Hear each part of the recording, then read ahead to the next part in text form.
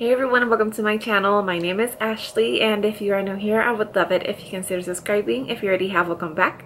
And today I will be sharing my birth story, so let's just get right to it.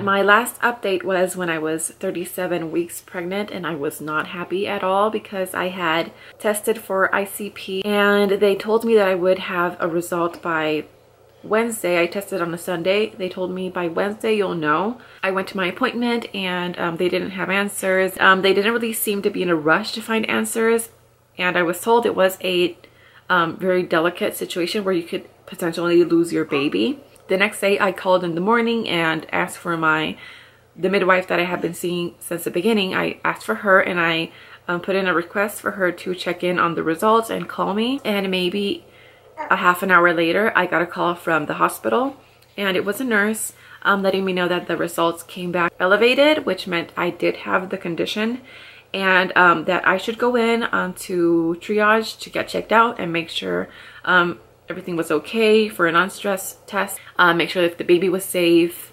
So I called my husband. That was at, I think, 11 in the morning or something. I called my husband. I told him, you need to come here because we need to go to the hospital. So I hopped in the shower, got ready. I had my bags packed, so all I had to do was really put them in the car and that was it. And we got to the hospital and checked into triage, and suddenly the midwife that I had seen the day before, the one that told me not to call in, walks out. She sits next to me and says, well, we're gonna keep you, out of nowhere. And I was like, oh crap. I get it. She had been in 3 back-to-back deliveries, but she says that she had the results of the test in her pocket since 7 a.m. So it had been, by then, it had been 8, 9, 10, 11, 12, 1, almost 6 hours. So they told me, we're gonna keep you and we're gonna have this baby.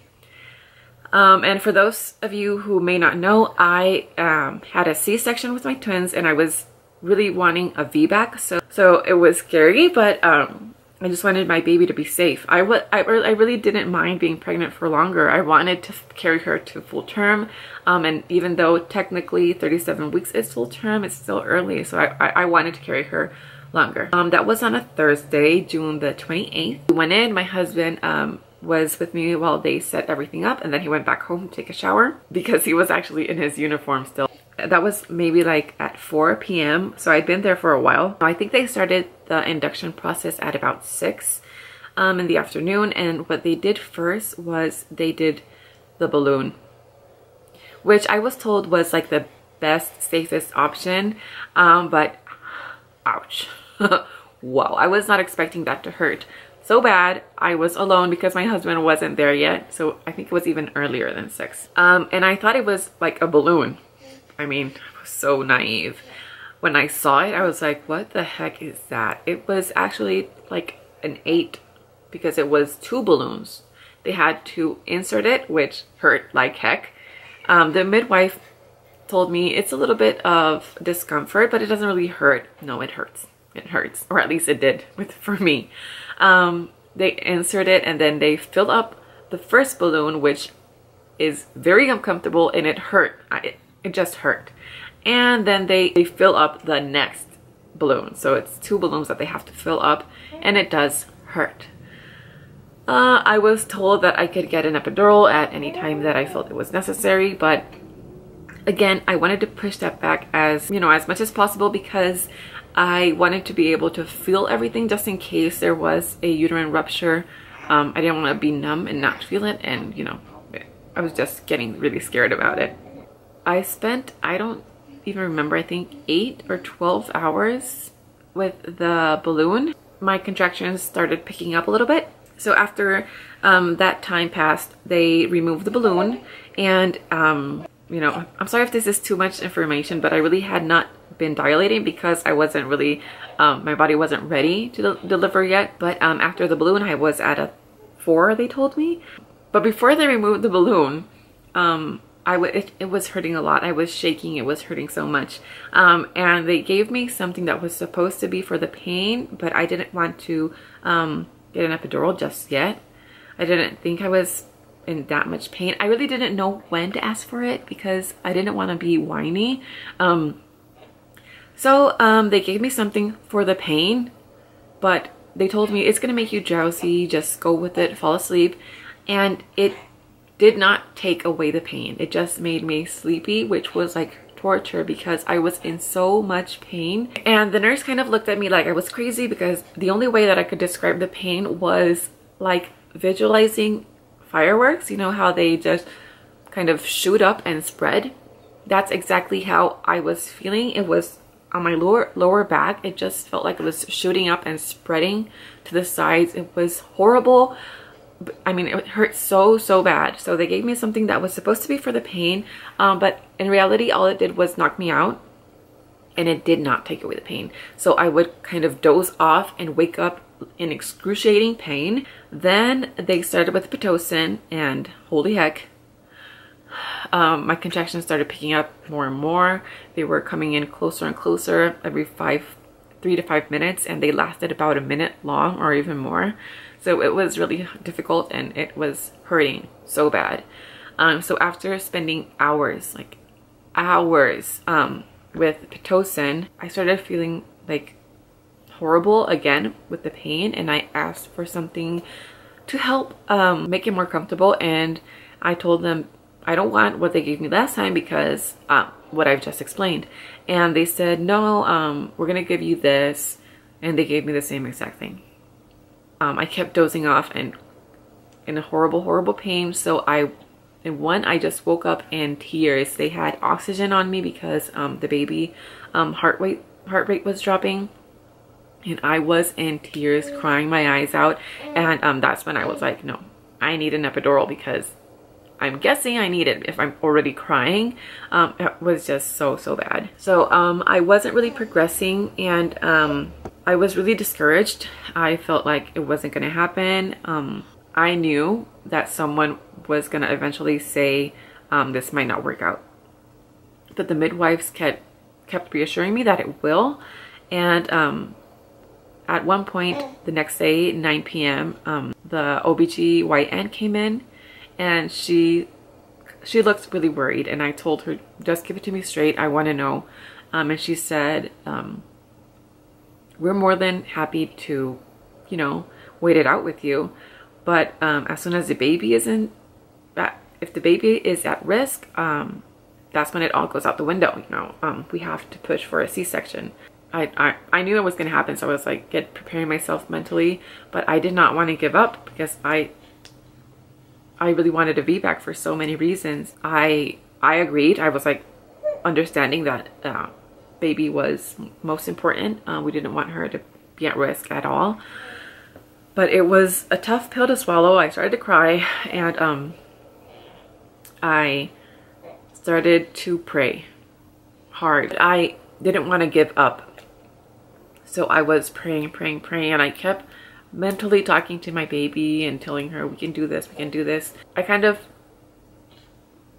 blocked everything else out and was just concentrating on my baby and really breathing in through those contractions and keep telling her, you can do this, you're so strong, we want you here.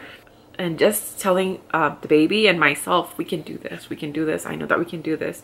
And asking God for strength and just safety for my baby and myself, because when I was pregnant last time, our church was awesome, and they were always there to support us and be there and pray for us for, you know, a healthy delivery and healthy pregnancy. So I just let everyone know through my Facebook page that you know, what was going on, and that we could possibly have a C-section again, a repeat C-section. And I just asked for prayers for both of us and for a healthy delivery, and just pray. It's crazy because I had not dilated at all, and I had been checked and I was like a 4. The doctor said, I'm gonna be back a little bit later, and if you haven't progressed, you know, we're gonna have to, you know, prep you for a C-section. And when she came back, I was not hoping to get good news, and I saw her face and she was so surprised. and told me, you're at a 7. So there has been progress. And I could not believe it. I was like in horrible pain. For some reason, they kept moving me around. I could not for the life of me be on my left side. It hurt. Like, it was horrible.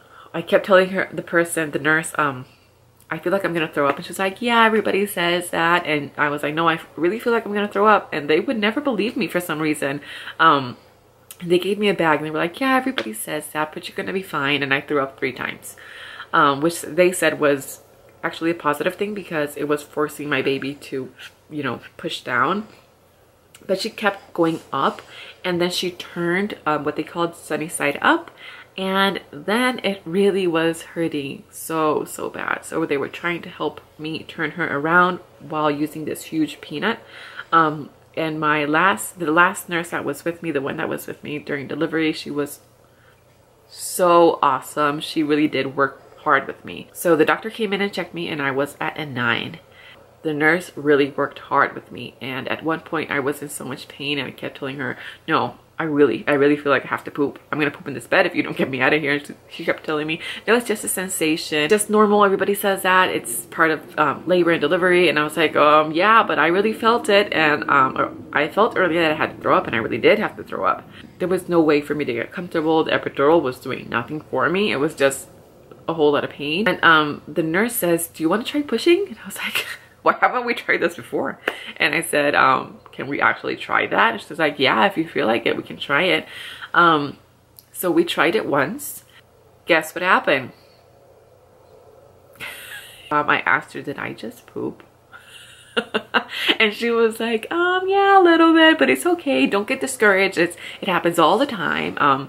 It just means that you're doing it right. And I was like, oh crap, literally. So embarrassing, and my husband was there to see it all. So anyway, that happened, and I thought I should share it because it did happen, and I think it's pretty dang funny that it did, because I was always afraid of that happening. As I was going to push for my 3rd contraction, I pushed once, and when I went to push again, she said, okay, now breathe, stop pushing.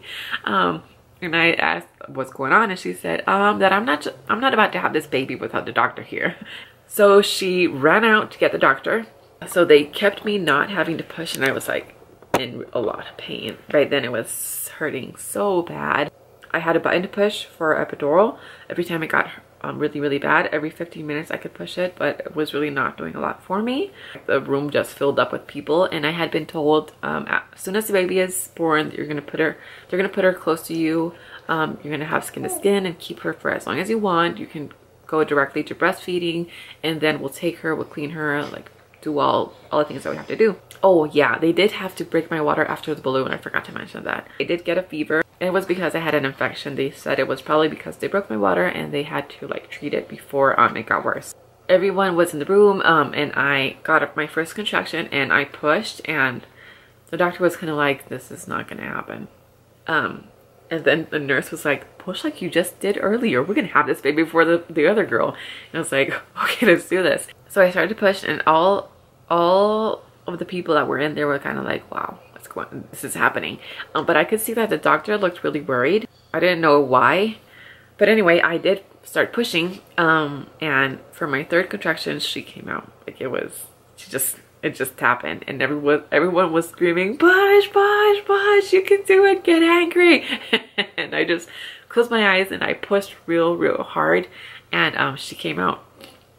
But they put her on like my belly, and they went to put her closer, and the doctor was like, no, leave her.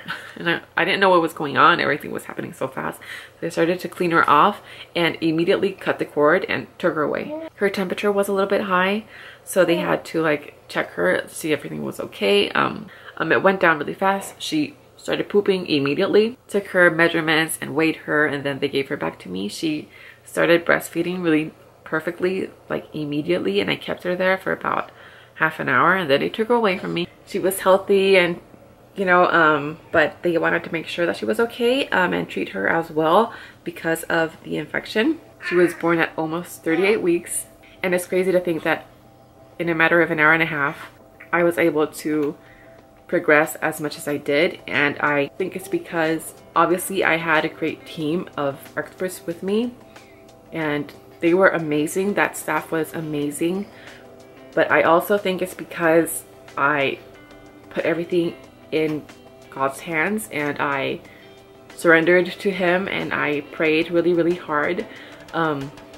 And I had a whole bunch of people praying for us, and I think that those two things combined were the big deciding factors for us being able to deliver her like I would have wanted to. So I'm just really blessed, and you know, I'm so blessed, and I'm humbled and happy that that was able to happen because it was what I was wanting for the longest time. That's it. That's my birth story, or my baby's birth story. I'm gonna show you her because she's right here. She was born at 7 pounds 12 ounces, yeah, after pooping. So we're just gonna say bye because it's time for her to nurse. Hi. So thank you so much for watching. I hope that you enjoyed this, and thank you so much for following along with my journey. If you are new here, I have some of my pregnancy vlogs or pregnancy updates linked below. As always, I would love it if you show me a thumbs up and comment. I love reading those and answering them, and yeah, if you haven't subscribed, don't forget to click the subscribe button before you go. Bye. Always airplanes.